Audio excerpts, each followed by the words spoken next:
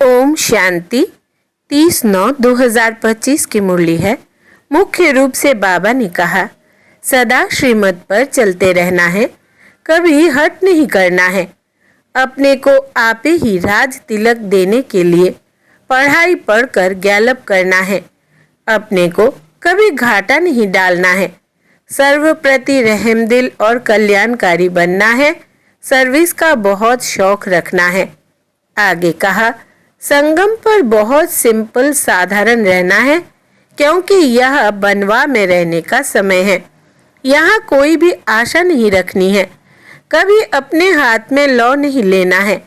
लड़ना झगड़ना नहीं है। विनाश के पहले नई राजधानी स्थापन करने के लिए सबको बाप का पैगाम देना है कि बाप कहते हैं, मुझे याद करो तो विकर्म विनाश हो और तुम पावन बनो। अब सुनते हैं महावाक्यों को विस्तार से। बाबा ने कहा, मीठे बच्चे, बाप आए हैं सबके दुख हर कर सुख देने, इसलिए तुम दुख हरता के बच्चे किसी को भी दुख मत दो। प्रश्न है, ऊंच पद पाने वाले बच्चों की मुख्य निशानी क्या होगी? उत्तर, 1, वे सदा श्रीमत पर चलते रहेंगे। दूसरा, कभी हट नहीं करेंगे। तीसरा, अपने को आपे ही राज तिलक देने के लिए पढ़ाई पढ़कर गैलप करेंगे। चौथा, अपने को कभी घाटा नहीं डालेंगे। पांचवा, सर्वप्रति रहमदिल और कल्याणकारी बनेंगे। उन्हें सर्विस का बहुत शौक होगा। छठा, कोई भी तुच्छ काम नहीं करेंगे। लड़ेंगे झगड़ेंगे नहीं। गीत, तूने रात गवाई सो के। ओम शांति। रूहानी बच्चे रूहानी बाप के सामने बैठे हैं। अब इस भाषा को तो तुम बच्चे ही समझते हो और कोई नया समझ ना सके। हे रूहानी बच्चे, ऐसे कभी कोई कह ना सके, कहने आएगा ही नहीं। तुम जानते हो, हम रूहानी बाप के सामने बैठे हैं, जिस बाप को यथार्थ रीति कोई भी जानते नहीं। भल अपने को भाई भाई भी समझते हैं। हम सब आत्माएं हैं। बाप एक है, परंतु यथार्थ रीति नहीं जानते। जब तक सम्मुख आकर समझे नहीं, तब तक समझे भी कैसे? तुम भी जब सम्मुख आते हो तब समझते हो। तुम हो ब्राह्मण ब्राह्मणियाँ। तुम्हारा सरनेम ही है ब्रह्मावंशी ब्रह्मा कुमार कुमारियाँ। शिव की तो सब आत्माएं हैं। तुमको शिव कुमार व शिव कुमारी नहीं कहेंगे, यह अक्षर रॉन्ग हो जाता। कुमार हो तो कुमारी भी हो। शिव की सब आत्माएं हैं। कुमार कुमारी तब कहा जाता जब मनुष्य के बच्चे बनते हैं। शिव के बच्चे तो निराकारी आत्माएं है ही। मूल वतन में सब आत्माएं ही रहती है, जिनको शालिग्राम कहा जाता है। यहाँ आते हैं तो फिर कुमार और कुमारियाँ बनते हैं जिस्मानी। वास्तव में तुम हो कुमार शिव बाबा के बच्चे। कुमारियाँ और कुमार तब बनते जब शरीर में आते हो। तुम बीके हो, इसलिए भाई बहन कहलाते हो। अभी इस समय तुमको नॉलेज मिली है। तुम जानते हो, बाबा हमको पावन बनाकर ले जाएंगे। आत्मा जितना बाप को याद करेगी तो पवित्र बन जाएगी। आत्माएं ब्रह्मा मुख से यह नॉलेज पढ़ती है। चित्रों में भी बाप की नॉलेज क्लियर है। शिव बाबा ही हमको पढ़ाते हैं। ना श्री कृष्ण पढ़ा सकते, ना श्री कृष्ण द्वारा बाप पढ़ा सकते हैं। श्री कृष्ण तो बैकुंठ का प्रिंस है। यह भी तुम बच्चों को समझाना है। श्री कृष्ण तो स्वर्ग में अपने माँ बाप का बच्चा होगा। स्वर्गवासी बाप का बच्चा होगा। वो बैकुंठ का प्रिंस है। उनको भी कोई जानते नहीं। श्री कृष्ण जयंती पर अपने अपने घरों में श्री कृष्ण के लिए झूले बनाते हैं। वह मंदिरों में झूले बनाते हैं। माताएं जाकर गोलक में पैसे डालती है, पूजा करती है। आजकल क्राइस्ट को भी श्री कृष्ण मिसल बनाते हैं। ताज आदि पहनाकर माँ की गोद में देते हैं, जैसे श्री कृष्ण को दिखाते हैं। अब श्री कृष्ण और क्राइस्ट राशि तो एक ही है, वो लोग कॉपी करते हैं। नहीं तो श्री कृष्ण के जन्म और क्राइस्ट के जन्म में बहुत फर्क है। क्राइस्ट का जन्म कोई छोटे बच्चे के रूप में नहीं होता है। क्राइस्ट की आत्मा ने तो कोई में जाकर प्रवेश किया है, विष से पैदा हो न सके। आगे क्राइस्ट को कभी छोटा बच्चा नहीं दिखाते थे, क्रॉस पर दिखाते थे। यह अभी दिखाते हैं। बच्चे जानते हैं धर्म स्थापक को कोई ऐसे मार न सके, तो किसको मारा? जिसमें प्रवेश किया उनको दुख मिला। सतो प्रधान आत्मा को दुख कैसे मिल सकता? उसने क्या कर्म किए जो इतने दुख भोगे? आत्मा ही सतो प्रधान अवस्था में आती है। सबका हिसाब किताब चुकतू होता है। इस समय बाप सबको पावन बनाते हैं। वहां से सतो प्रधान आत्मा आकर दुख भोग न सके। आत्मा ही भोगती है ना। आत्मा शरीर में है तो दुख होता है। मुझे दर्द है, यह किसने कहा? इस शरीर में कोई रहने वाला है। वो कहते हैं परमात्मा अंदर है, तो ऐसे थोड़ी कहेंगे हमको दुख है। सर्व में परमात्मा विराजमान है, तो परमात्मा कैसे दुख भोगेगा? यह आत्मा पुकारती है, हे परमपिता परमात्मा, हमारे दुख हरो। पारलौकिक बाप को ही आत्मा पुकारती है। अभी तुम जानते हो बाप आया हुआ है, दुख हरने की युक्ति बता रहे हैं। आत्मा शरीर के साथ ही एवर हेल्दी वेल्दी बनती है। मूल वतन में तो हेल्दी वेल्दी नहीं कहेंगे। वहाँ कोई सृष्टि थोड़ी है, वहाँ तो है ही शांति। शांति स्वधर्म में टिके हुए हैं। अभी बाप आए हैं सबके दुख हरकर सुख देने। तो बच्चों को भी कहते हैं तुम मेरे बने हो, किसको दुख नहीं देना। यह लड़ाई का मैदान है, परंतु गुप्त, वो है वानप्रस्थ। यह जो गायन है, युद्ध के मैदान में जो मरेंगे वो स्वर्ग में जाएंगे, उसका अर्थ भी समझाना पड़े। इस लड़ाई का महत्व देखो कितना है। बच्चे जानते हैं उस लड़ाई में मरने से कोई स्वर्ग में जा न सके, परंतु गीता में भगवान उवाच है, उनको मानेंगे तो सही ना। भगवान ने किसको कहा? उस लड़ाई वालों को कहा या तुमको कहा? दोनों को कहा। उन्हों को भी समझाया जाता है, अपने को आत्मा समझ बाप को याद करो। यह सर्विस भी करनी है। अब तुम स्वर्ग में अगर जाना चाहते हो तो पुरुषार्थ करो। लड़ाई में तो सब धर्म वाले हैं, सिख भी है, वो तो सिख धर्म में ही जाएंगे। स्वर्ग में तो तब आ सकेंगे जब तुम ब्राह्मणों से आकर ज्ञान ले। जैसे बाबा के पास आते थे तो बाबा समझाते थे, तुम लड़ाई करते शिव बाबा की याद में रहेंगे तो स्वर्ग में आ सकेंगे। बाकी ऐसे नहीं कि स्वर्ग में राजा बनेंगे। नहीं, जास्ती उन्हों को समझा भी नहीं सकते हो। उनको थोड़ा ही ज्ञान समझाया जाता है। लड़ाई में अपने इष्ट देवता को याद जरूर रखते हैं। सिख होगा तो गुरु गोविंद की जय कहेंगे। ऐसा कोई नहीं जो अपने को आत्मा समझ परमात्मा को याद करे। बाकी हाँ, जो बाप का परिचय लेंगे तो स्वर्ग में आ जाएंगे। सबका बाप तो एक ही है, पतित पावन। वो पतितों को कहते हैं, मुझे याद करने से तुम्हारे पाप कट जाएंगे और मैं जो सुखधाम स्थापन करता हूँ उसमें तुम आ जाएंगे। लड़ाई में भी शिव बाबा को याद करेंगे तो स्वर्ग में आ जाएंगे। उस युद्ध के मैदान की बात और है, यहाँ और है।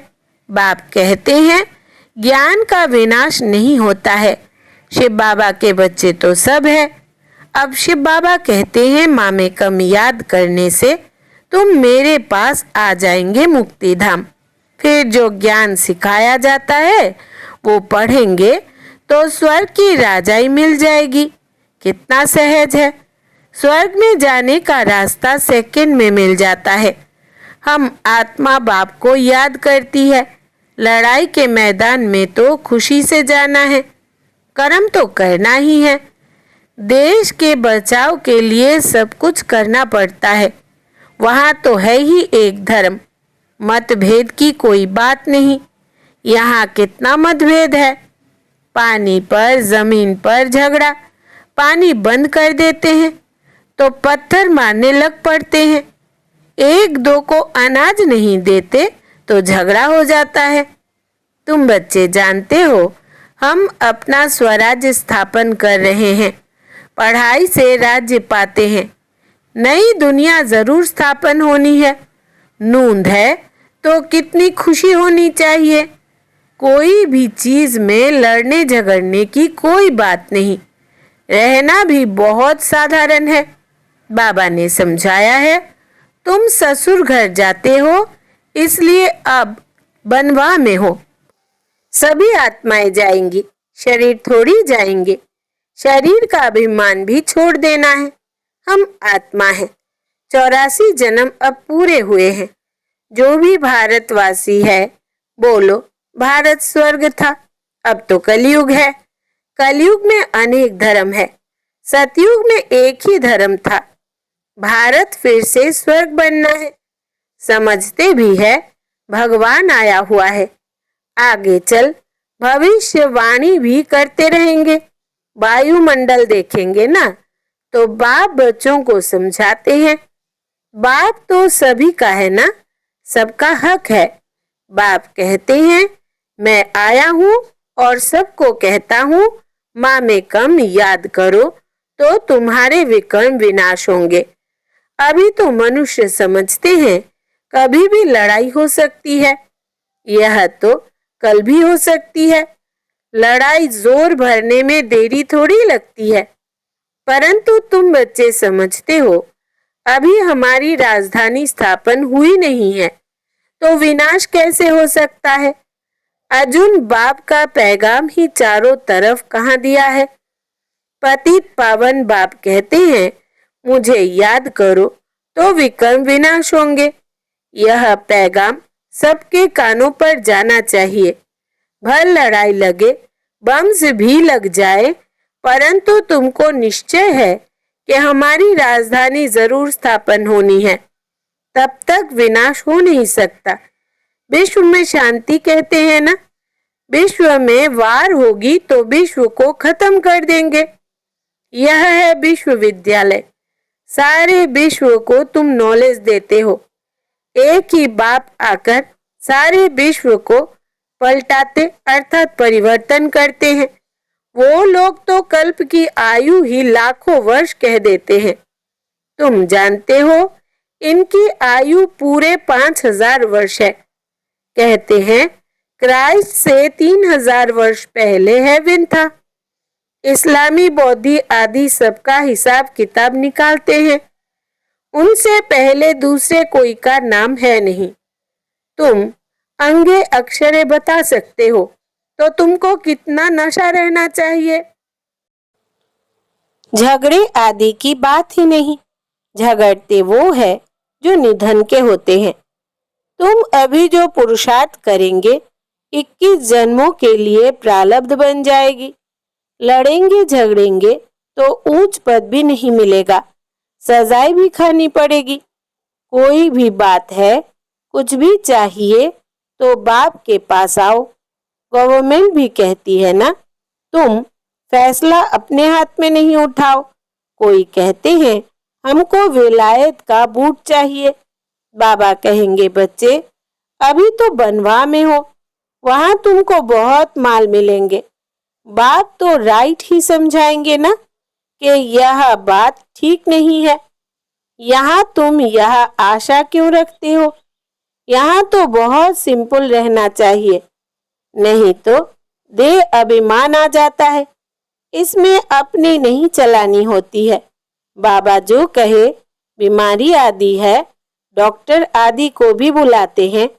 दवाई आदि से संभाल तो सबकी होती है, फिर भी हर बात में बाप बैठा है। श्रीमत तो श्रीमत है ना, निश्चय में विजय है। वो तो सब कुछ समझते हैं ना। बाप की राय पर चलने में ही कल्याण है, अपना भी कल्याण करना है। कोई को बर्थ पाउंड बना नहीं सकते हैं तो बर्थ नॉट ए पेनी ठहरे ना। पाउंड बनने लायक नहीं, यहाँ वैल्यू नहीं तो वहां भी वैल्यू नहीं रहेगी। सर्विसेबल बच्चों को सर्विस का कितना शौक रहता है, चक्र लगाते रहते हैं। सर्विस नहीं करते तो उनको रहमदिल कल्याणकारी कुछ भी नहीं कहेंगे। बाबा को याद नहीं करते तो तुच्छ काम करते रहेंगे, पद भी तुच्छ पाएंगे। ऐसे नहीं, हमारा तो शिव बाबा से योग है, यह तो है ही बीके। शिव बाबा ब्रह्मा द्वारा ही ज्ञान दे सकते हैं। सिर्फ शिव बाबा को याद करेंगे तो मुरली कैसे सुनेंगे? फिर नतीजा क्या होगा? पढ़ेंगे नहीं तो पद क्या पाएंगे? यह भी जानते हैं, जबकि तकदीर ऊंच नहीं बनती है, वहां भी तो नंबरवार पद होंगे। पवित्र तो सबको होना है। आत्मा पवित्र बनने बगैर शांति धाम जा नहीं सकती। बाप समझाते हैं, तुम सबको यह ज्ञान सुनाते चलो। कोई भल अभी नहीं भी सुनते हैं, आगे चलकर जरूर सुनेंगे।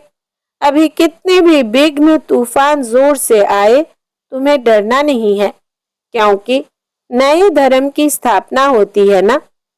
तुम गुप्त राजधानी स्थापन कर रहे हो। बाबा सर्विसेबल बच्चों को देखकर खुश होते हैं। तुम्हें अपने को आपे ही राज तिलक देना है, श्रीमत पर चलना है। इसमें अपना हठ चल न सके। मुफ्त अपने को घाटे में नहीं डालना चाहिए। बाप कहते हैं, बच्चे सर्विसेबल और कल्याणकारी बनो। स्टूडेंट को टीचर कहेंगे ना, पढ़कर गैलप करो। तुमको 21 जन्मों के लिए स्वर्ग की स्कॉलरशिप मिलती है। डायनेस्टी में जाना यही बड़ी स्कॉलरशिप है।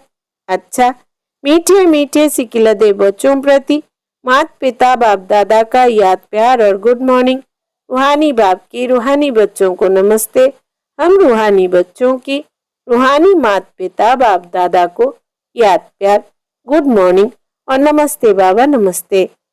धारणा के लिए मुख्य सार। पहला, संगम पर बहुत सिंपल साधारण रहना है, क्योंकि यह बनवाह में रहने का समय है। यहाँ कोई भी आशा नहीं रखनी है, कभी अपने हाथ में लौ नहीं लेना है, लड़ना झगड़ना नहीं है। दूसरा, विनाश के पहले नई राजधानी स्थापन करने के लिए सबको बाप का पैगाम देना है कि बाप कहते हैं, मुझे याद करो तो विकर्म विनाश हो और तुम पावन बनो।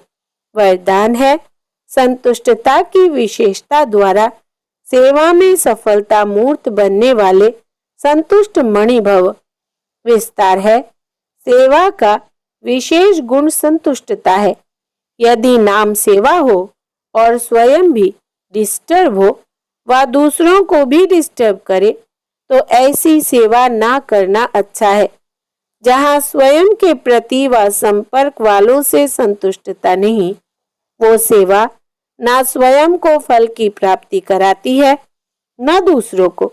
इसलिए पहले एकांतवासी बन स्व परिवर्तन द्वारा संतुष्ट मणि का वरदान प्राप्त कर फिर सेवा में आओ, तब सफलता मूर्त बनेंगे।